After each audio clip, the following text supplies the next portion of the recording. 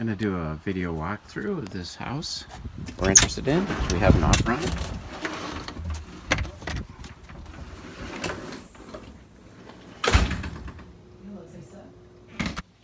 Here's the washer and dryer. It's behind these closet doors. And this is also where the hot water heater is.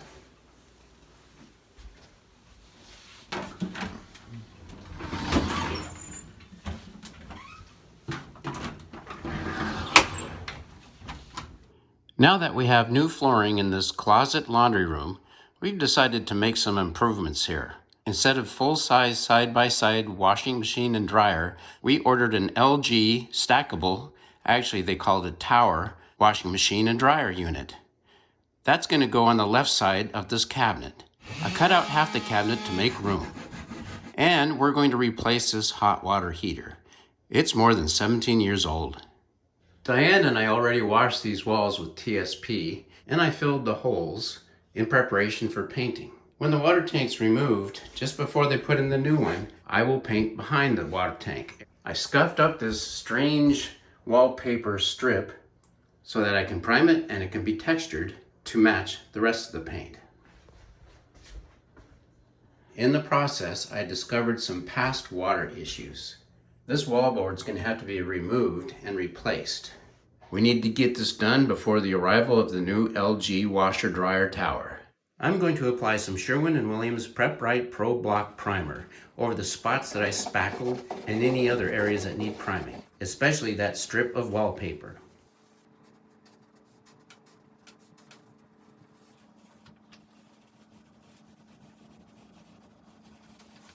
I'm going to have to paint under this cabinet so it's nice and bright in here and consistent.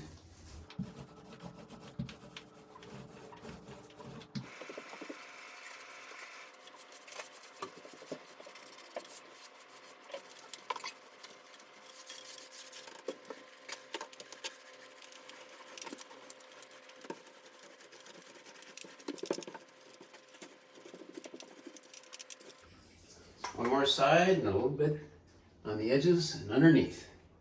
Turns out, after priming that wallpaper strip, the top layer peeled right off. And this will make it a lot easier to texture. Put some mud on it and add some texture. Not gonna bother taking the paper off, except where it's loose. That was the wallpaper strip. Look at this, interesting. So Paul and his son Talen came to the rescue to fix our laundry room wall before the new laundry system is delivered. Drywall. So we're just gonna throw this chunk in that little space, and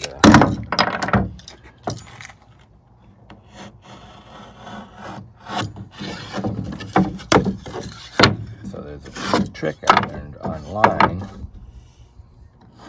that you barely cut through the paper and it makes a cleaner brick. Huh. Rather than putting pressure on it. Rather than trying to cut through it, if you barely cut the paper. Saw that online, actually. Must have been one of my videos. Yeah, I think it was. It's on my video now. It's true, it worked, and it works perfect. Did he? Uh-huh. Truck seemed like it was a wet one.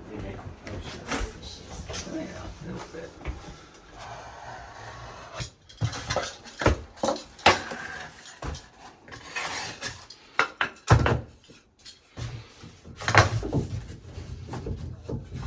There it goes. Nice. It's a trick. A trick? Mm-hmm. Trick of the trade. Mm-hmm. No way to get any wood in there. I'm just trying to stiffen it up a little bit. Got it. It's beyond the standard 16-inch on center. Yeah, there's no backing there. All right. So those two pieces of drywall behind actually serves as a surface to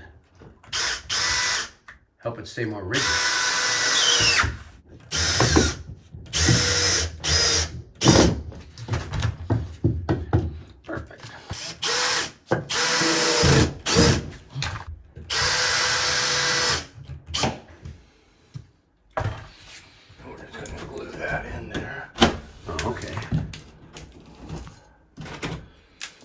actually using the paper from the damaged drywall to kind of keep it in place. Yeah, now we're gonna throw some hot mud back there, and it will adhere to everything. Is there any possibility that they'll want to replace those valves? No worries. Are they threaded? Yeah. Pretty sure. Okay. Yep. Okay. So these will just. Okay.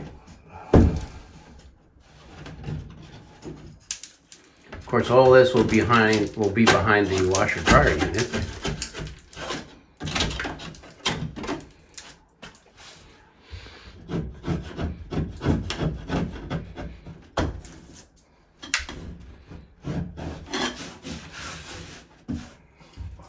Remaining loose pieces of doggone wallpaper. Alright, we'll just skim it.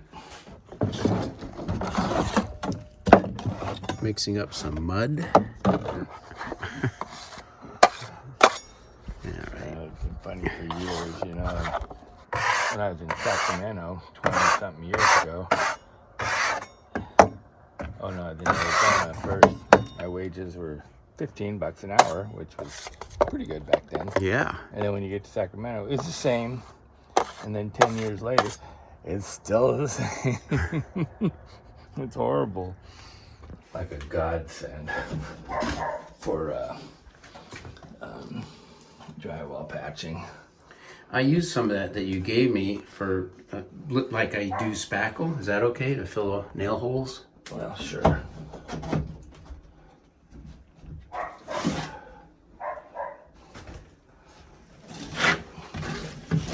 And then I let it dry about 24 hours, well, overnight plus, before I primed it.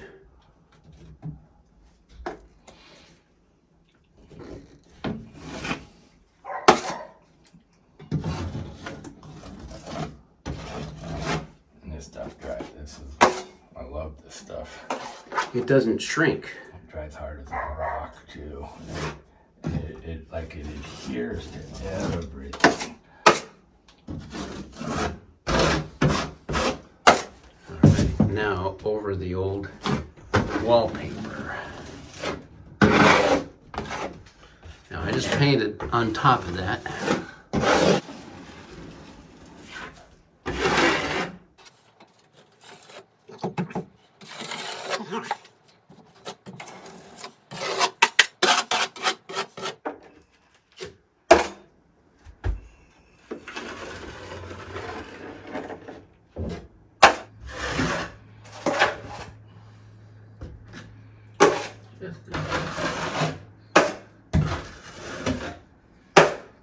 So the texture part of it comes after it dries, right?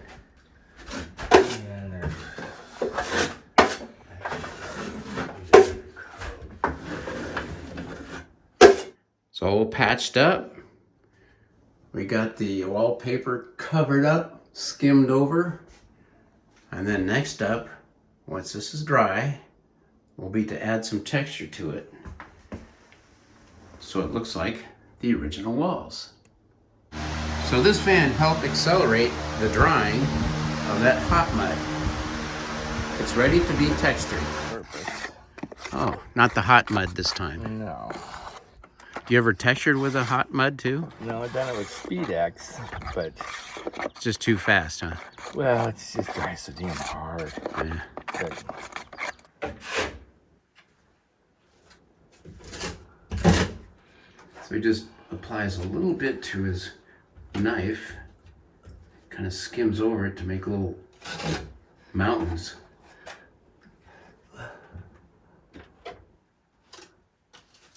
Look at that. and you can never match it. Your best bet is to feather it in. So that's why you'll always see me go over the old. What's cool about right now is that the hot dry, the hot mud is still a little darker in color, so it contrasts to the ready mix and the standard all-purpose. So you can really see it texturizing as you go in the process.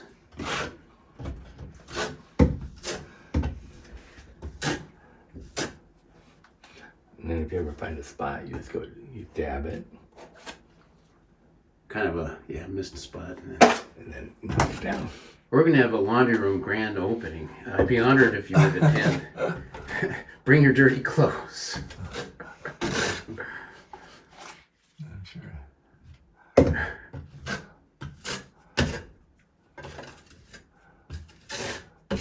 As you get older, you need to figure out what systems are going to work best in your home. And Diane and I agree, having this right next to the bedroom works for us. It just was kind of inconvenient with the bifold doors and 2 large machines and having to kind of work around the doors to get clothes in and out. So we're just going to leave the doors off because all this beautiful texturing that Paul's doing, it's going to look like a showplace. There's lots of plumbing behind this wall, making it not as solid for work with drywall. And there's no room to really relocate the power for the dryer. I called out Albert Lee while you're outside and asked him how long the cable comes. I said, it's about 4 feet away from the center of where it's going to be placed. He said, well, that unit comes with a 5-foot cord, so it's going to be close. And I said, well, what if it doesn't fit? Well, we won't modify any of the electrical or plumbing. There you go. So we might be calling Paul or the electrician he works with if we have to relocate this outlet. Well, the bad news is 10-gauge wire, so it's real hard to work with. Yeah. So if you had to move it over, he would literally have to put a junction box there, cover it, and move it over. Oh, I see. You know, I mean, if it requires a lot of work, the other option would be to remove this cabinet thing that I modified. We'll see. One of my jobs was I was a part-time, what they call a diener, Diener. which is a pathology assistant. Oh. So anyway, I performed a lot of autopsies. Wow. I know. But anyway, that's what we used to use with that oscillating tool to cut the skull cap off to pull the brain out. Oh. So, yeah. Well, that explains it. So anyway, it was, you know, those tools, even though they've become very popular right now, I can't see. Oh well, that'll be good enough. Yeah. They're not a new invention. So we got her done. Yeah. Fantastic. Textured, patched, repaired. Probably be a day before you can paint it, though. I would wait. Oh, yeah. Till tomorrow. Is it tomorrow morning or kind of noonish? Well, you got to see if it's dry, but if you put that pan on, you might be able to paint tonight. Oh, wow, okay. I'll do that. I painted all the repaired and textured walls with primer. And I put a second coat in this open cabinet. After it dries, we'll put on the final coat of paint. You never know, there was a strip of wallpaper along the ceiling and the side of the cabinet and beneath it.